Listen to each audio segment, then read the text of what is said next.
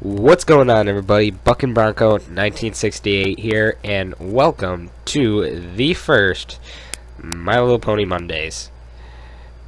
And I will be doing 2 episodes review, and that would be episode 13, Stranger Than Fan Fiction, and episode 14, The Cart Before the Ponies.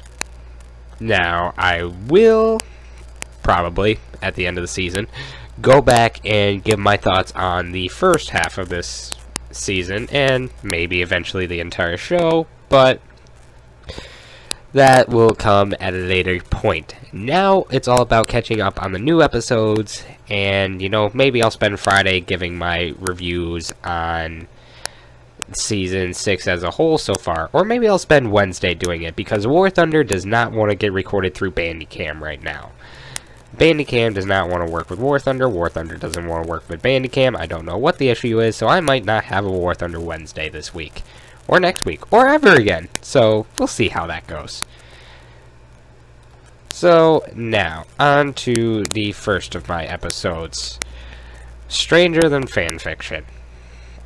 When I heard that this might be a title, I thought it was a joke, because there have been joke titles before, like, in those synopsis videos where they kind of just, say titles that might be happening, but it's not, confirmed yet. So when I first heard this was an episode, or was supposed to be an episode, and I have sunk this truck, I didn't believe it. I didn't think it was actually a thing. And then the episode actually came out, and I was proven completely and utterly wrong. And I am okay with that. I really don't care. Now, enough about that, on to the actual episode.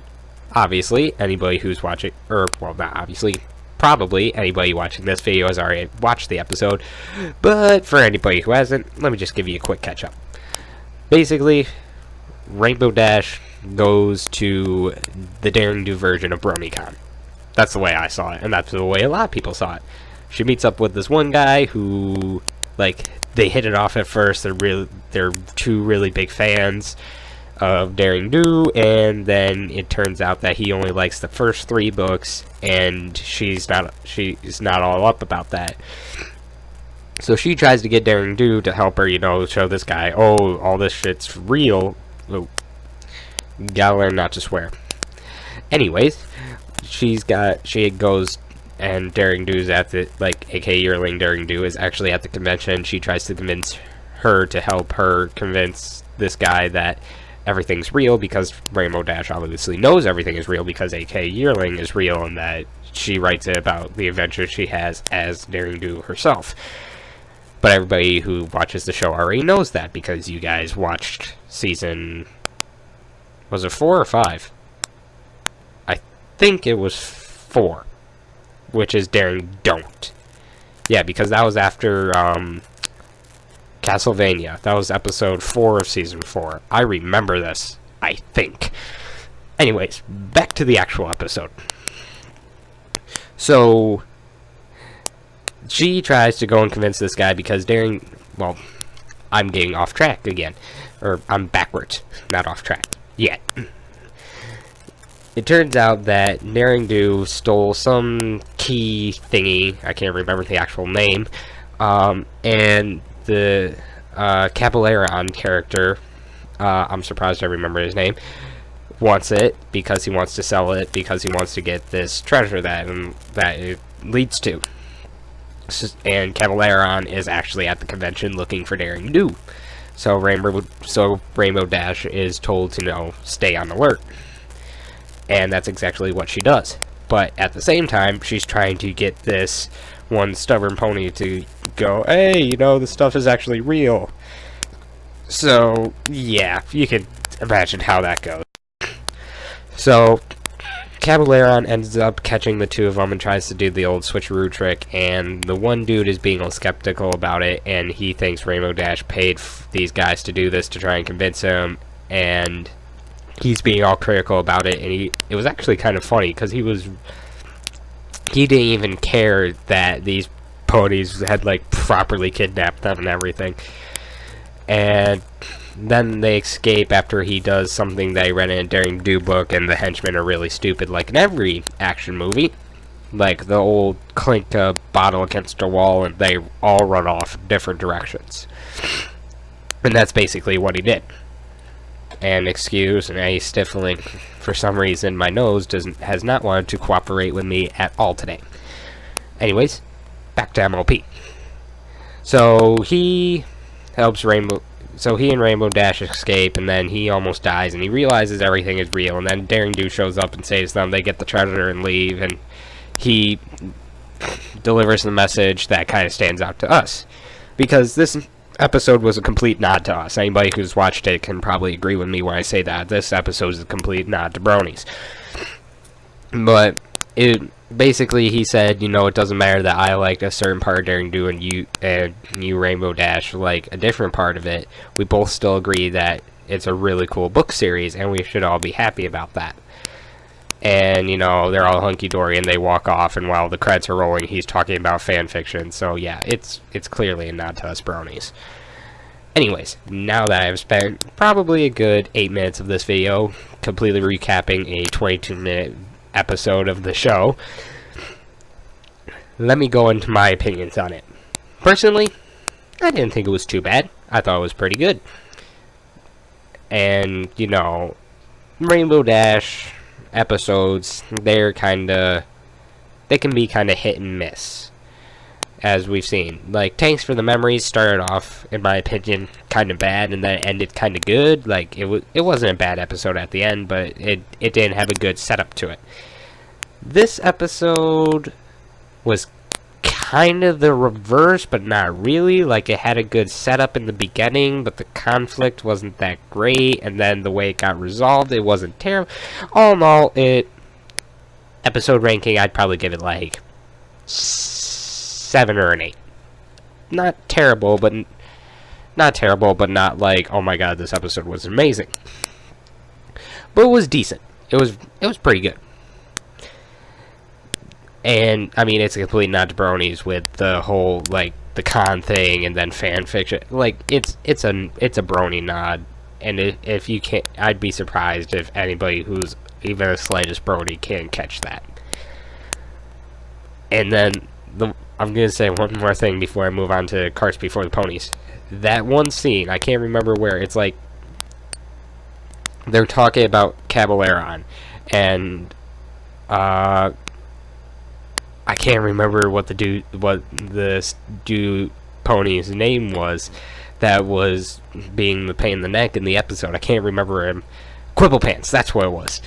Quibblepants is pointing out how there's Cavalerons everywhere because Rainbow Dash sees the actual Cavaleron. And the last one he points out is a pony with a box on her head. And I've seen a couple of people, like, properly reacting to the episode, like, watching the episode and showing their first reactions, and they haven't caught this, but I saw this on Maluminous, I don't know how to say your actual channel name, but, you know, I'll probably put a link in the description to his video where I saw this. That pony is derpy. The cardboard box pony is derpy. And I didn't catch that when I first watched the episode. Not even the third time I watched the episode did I catch that box pony was derpy. Because I wasn't focused on it. But then I watched Maluminous's video, and I saw that, and I went back and watched the episode for a 4th time. I watched this episode completely through 4 times in one day, which is kind of sad, but that's how I am. And it took me until the 4th watch through to actually see that pony was derpy. And you know what? That just made my day. Now that I've spent probably a good 15 minutes of this video talking about, Stranger Than Fan Fiction. Thank you, brain. Let's talk about the Cart Before the Ponies, which, out of the 2 episodes, I think was the worst of the 2. Now, was it the worst episode ever? No. And for many people, that worst episode is Magical Mystery Cure. I personally liked that episode. I thought it wasn't half bad. I don't really have an episode to compare this to yet because I haven't gone through and rewatched episodes in a long time. But, you know, besides that, it wasn't the worst episode the show has ever released. But it could have been a lot better. Basically, for a quick plot summary, the Crusaders are entered into the Applewood Derby. Well, they're not entered, like they choose to go into it, which is obviously a reference to the Soapbox Derby. And they go into that, and there's 3 categories: traditional, most creative, and fastest. That there's 3 ribbons for each of those. And Scootaloo, you would think, would be fastest, Sweetie Belle most creative, and then Apple Bloom traditional. You'd think that's like what they'd want to do. Well, no. Apple Bloom already knows a lot about tradition with the Apple family, so she wants to go for something different, like fastest. Sweetie Belle has done nothing but be creative, and she actually is a fan of the older stuff, so she wants to go traditional. And Scootaloo, who has done nothing but speed all her life, wants to go for most creative. So they're switching it up. They weren't being predictable. That's where the unpredictability in this episode about ends, and that's what kind of got me upset. Long story short, they go to their big sisters, and I'm counting Rainbow Dash as Scootaloo's actual big sister because, you know what, I think it should be a thing. Anyways, they go to their big sisters, they get them to help. The big sisters talk about how they really liked it. The Crusaders try to bring up, like, Rainbow Dash is like, oh, I'll help you build the fastest. Rarity, who got beat in creativity by Derpy. 2 Derpy appearances back to back. I swear to God, please, MLP writers, give her another speaking role in the finale. Make her important. You're showing her off for a reason. This is 2 episodes in a row right now. I swear to God, if in the next episode there is another Derpy appearance, I'm telling you, she's going to have some sort of importance in the finale. I'm calling it right now. Anyways, back to the episode. And then Applejack obviously wants to go for tradition because that's all her family's ever won since the Derby began, which it began on the on the Apple's farm, which, big shock. Anyways, then the Crusaders tell them that they want to change it, and they don't listen. And they don't care what the Crusaders say. And then they take it as it's their carts and their competition instead of it being the Crusaders, and they do everything, and the Crusaders aren't happy. And then they go race, and they're all, and the 3 sisters are driving instead of the CMC because they think of it as their carts and not the CMC's carts. And there ends up with a big crash at the end. Sorry, something in my throat. So it ends up with a big crash in the end, and, you know, the Crusaders finally tell them that they didn't want to be like this, and they wanted it to be different.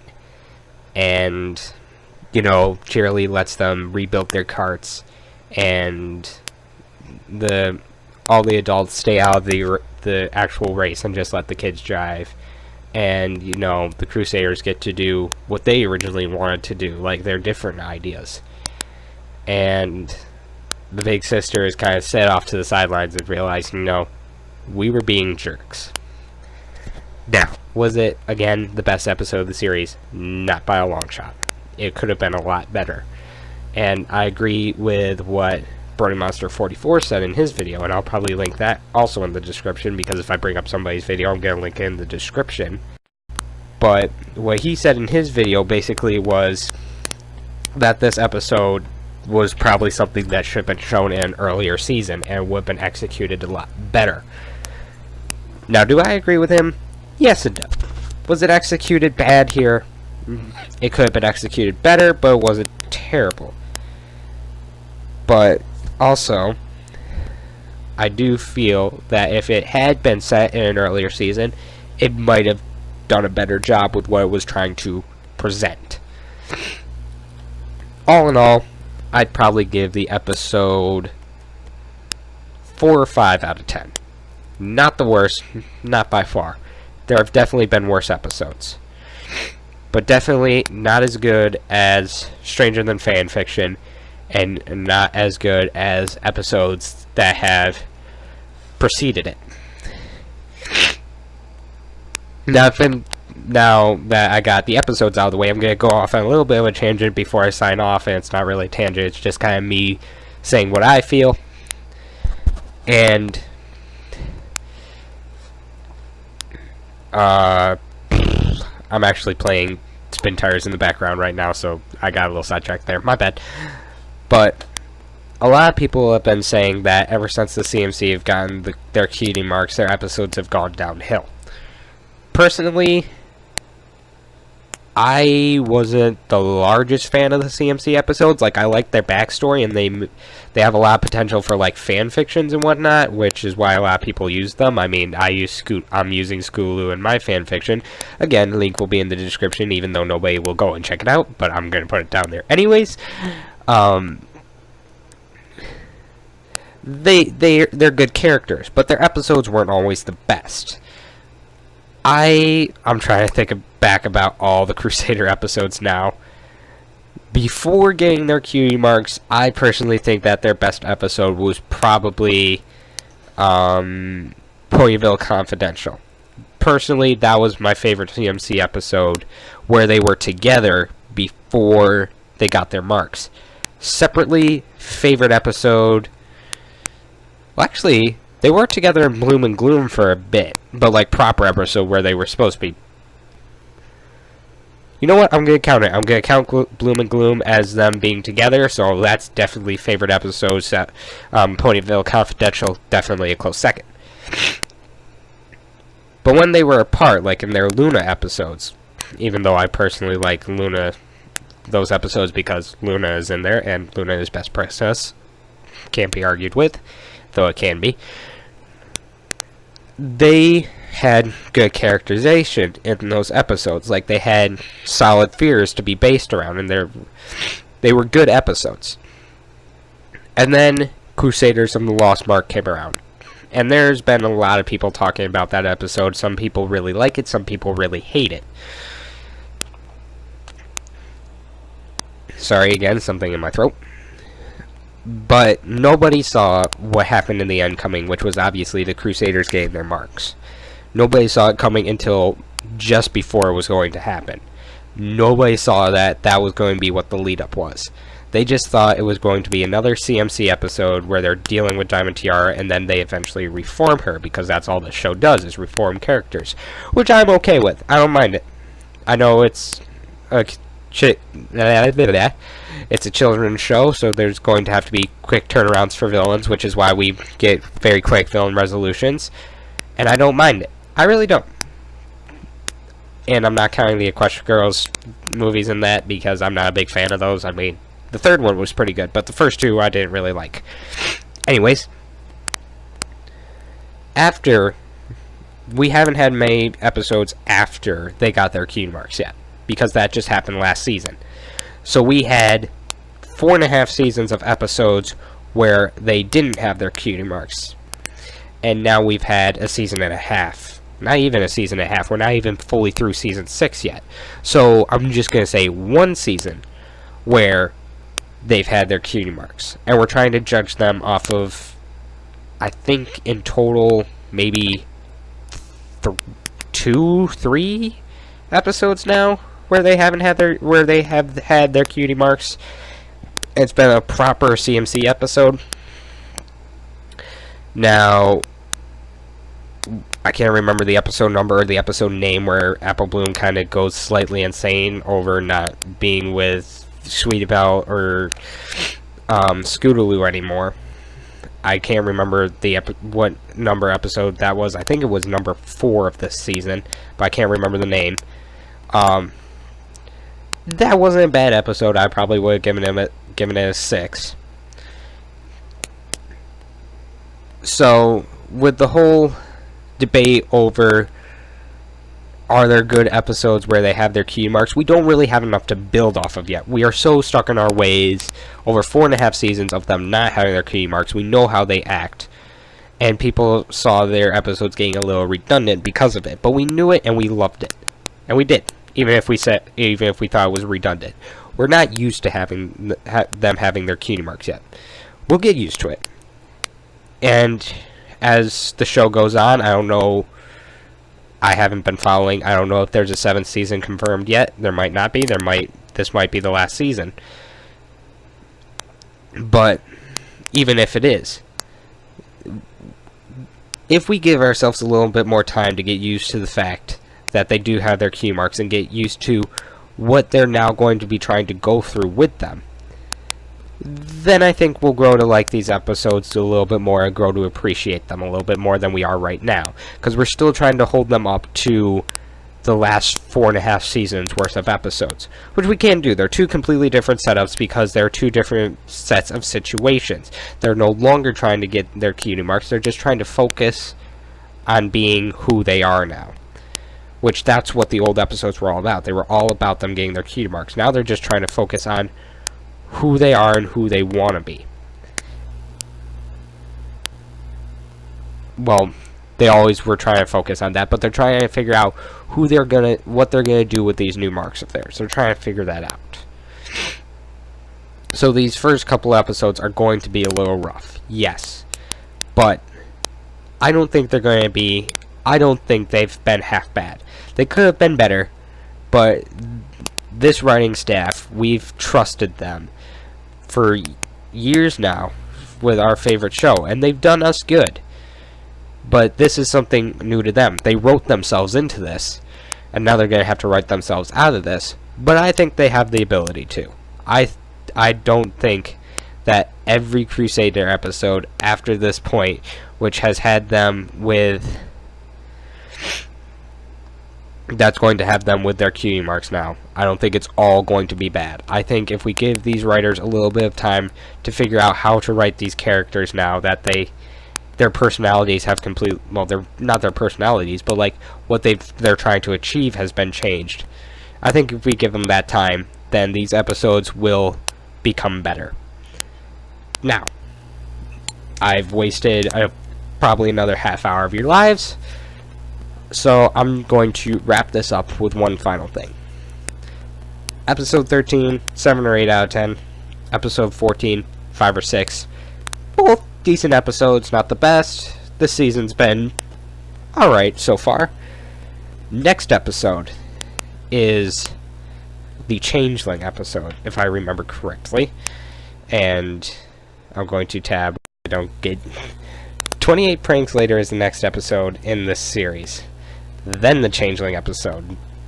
Next week. I'm really looking forward to that.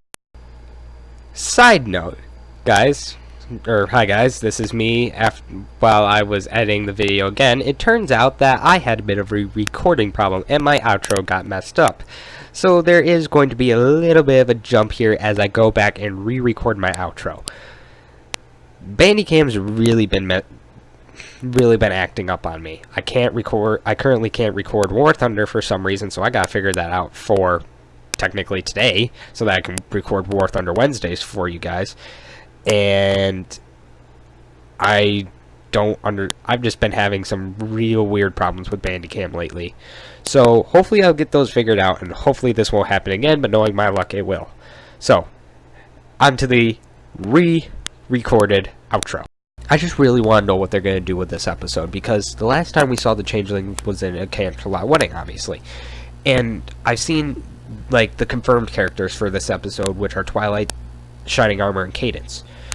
So, and I've seen the picture where Spike is leading around a Changeling, and it looks like it's in the Crystal Empire. So, I have no idea what's going to happen. Like, is Cadence and Shining going to... Well, they're obviously going to get mad, but why is a Changeling there? That's the big thing. Is it this Changeling that we saw in Slice of Life? I mean, that came way out of the blue. Nobody expected that. Nobody saw that coming. And there was just a random Changeling sitting at Cranky's wedding. Is it going to be that Changeling? Are we going to get a continuity with that? Like, Changelings have slowly been thrown at us. Slice of Life and the season premiere this season, and I'm pretty sure there was one other episode thrown in with that. They've been slowly throwing hints at us. So, are we gonna get a big continuity thing, or all these change like the same person or pony? Or I want to know what they're gonna do with that episode. But first, I gotta get through 28 Pranks Later, which obviously is going to be coming out next Saturday. So, I shall return to you guys next Monday with another episode of MLP Mondays, where I go over my first thoughts and my feelings on 28 Pranks Later. And then after that, we will finally get to the episode that I am so hyped for right now. So, until next Monday, I'll see you guys later. This is Bucking Bronco 1968 signing off. Another side note, because I'm just going to put this in here at the end, because that ending, because I got messed up and my recording didn't work the way I wanted it to, I recorded that ending 8 times to get it to what it is now, and I am not happy with it. But I am too tired, and I still have to record another video for Team Fortress Tuesdays because I was very busy today and didn't get to record more than just my my channel news video.